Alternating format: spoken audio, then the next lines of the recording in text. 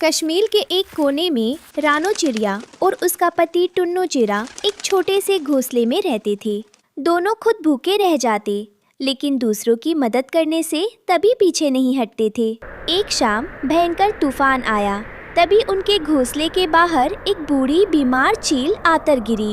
अरे भाग्यवान, देखो देखो, इस बूढ़ी काकी को कितनी चोट लगी है। जल्दी से थोड़ा पानी और वो जो हमारे हिस्से के दाने बचे हैं ले आओ। लाया रानो लाया। काकी, आप चिंता मत करो, हम आपके पंखों को सेक देते हैं। ये लीजिए, थोड़ा पानी पीजिए। तुम दोनों सच में फरिश्ते हो। इस स्वार्थी संसार में जहाँ सब मुझे एक शिकारी समझकर भगा देते हैं, तुमने मुझे पनाह दी। मैं कोई साधारण चील नहीं, इस वन की जादुई रक्षक हूँ। तुम्हारी इस दयालुता से खुश होकर मैं तुम्हें ये चमकीली पोटली देती हूँ। इसे पीपल की खोखल में रखकर रात को सो जाना।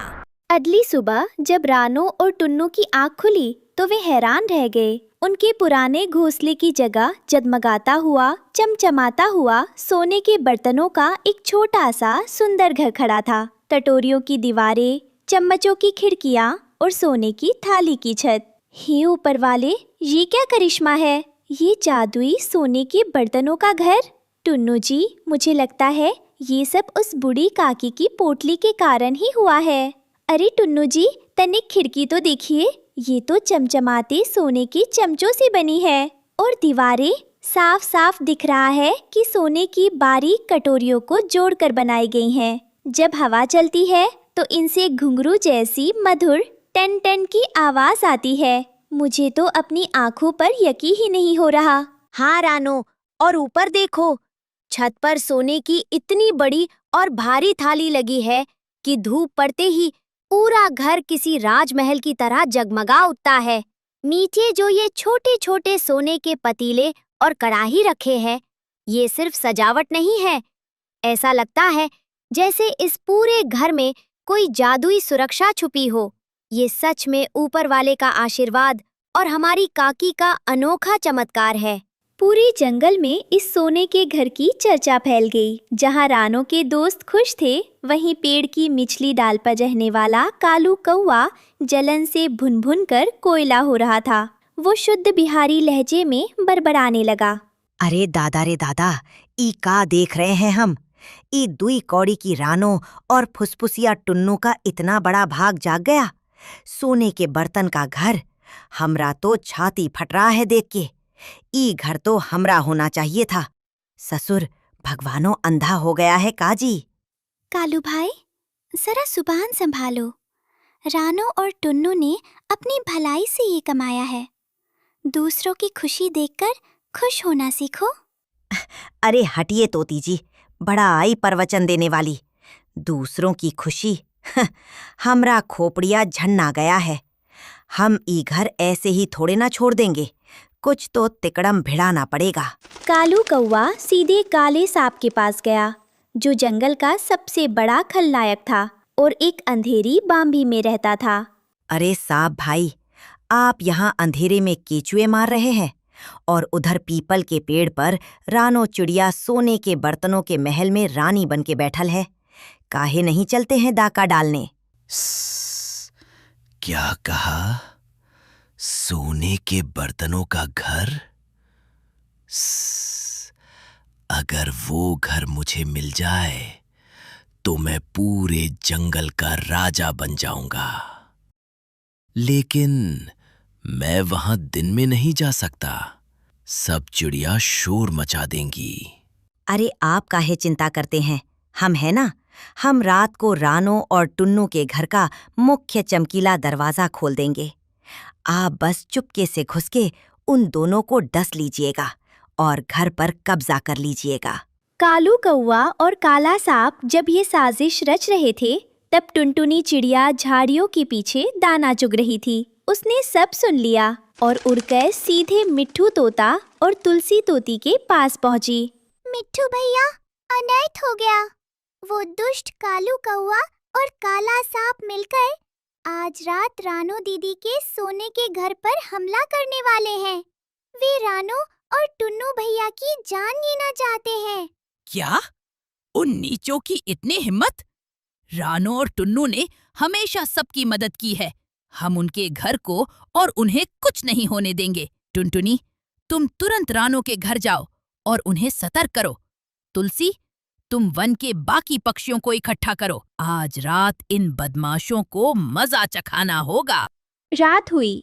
सोने का घर चांदनी में और भी ज्यादा चमक रहा था। रानो और टुन्नू अंदर डरे हुए बैठे थे, लेकिन उनके साथ उनके वफादार दोस्त मिट्ठू, तुलसी और टुनटुनी भी थे। बाहर सन्नाटा था। तभी झाड़ियों से सरसराहट हुई और काला सांप रेंगता हुआ आया। पेड़ के ऊपर से कालू कौवा इशारा कर रहा था। हाँ हाँ, आओ आओ साहब भाई, जल्दी से रेंग के ऊपर चढ़ो। ये सोने का चमचमाता हुआ किवाड़ हम खोल दिए हैं। बस घुस जाओ और काम तमाम कर दो। आज तो मजा आ गया। ये चमचमाता सोना अब मेरा है।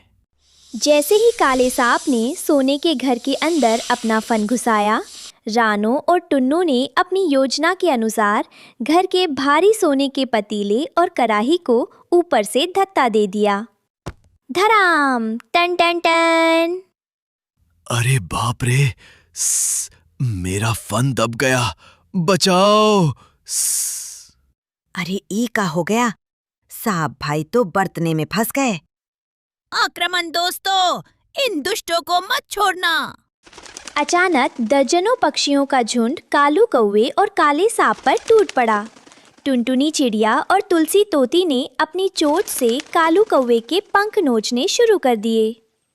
अरे मैया गे मैया, ई तो पूरा पलटन आ गया। छोड़ दो भैया, हमरा पाँख उखड़ जाएगा। अरे भागो साहब भाई, यहाँ तो पासा ही पलट गया। कालू भाई, हमें तुम्हारा क्या बिगाड़ा था? तुम तो हमारे पड़ोसी थे।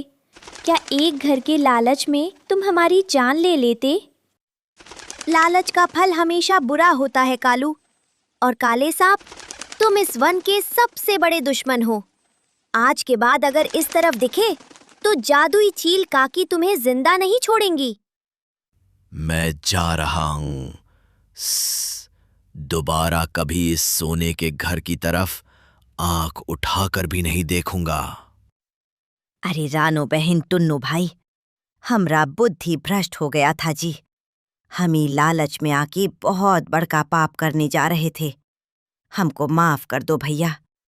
अब हम कभी कांव कांव करके किसी का बुरा नहीं सोचेंगे। हम ही जंगल छोड़ के जा रहे हैं।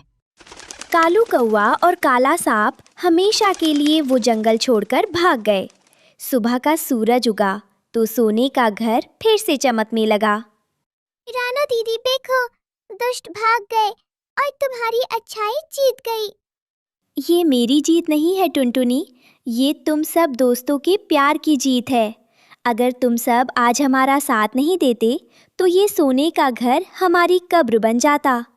अरे रानो, जो दूसरों के लिए दिल में सोना रखता है, भगवान उसे सोने के घर में ही रखता है। चलो, अब इस खुशी में सब मिलकर मीठे मीठे फल खाते हैं। उसके बाद रानो और टुन्नू अपने दोस्तों के साथ उसी सोने के बर्तनों के घर में हमेशा हमेशा के लिए खुशी खुशी रहने लगे और उनकी दयालुता की मिसाल पूरे कश्मीर में दी जाने लगी। इस कहानी से हमें सीख मिलती है कि लालच का अंत हमेशा बुरा होता है और जो दूसरों की भलाई करते हैं, ईश्वर और सच्चे मित्र हमेशा उनकी रक्षा करते हैं।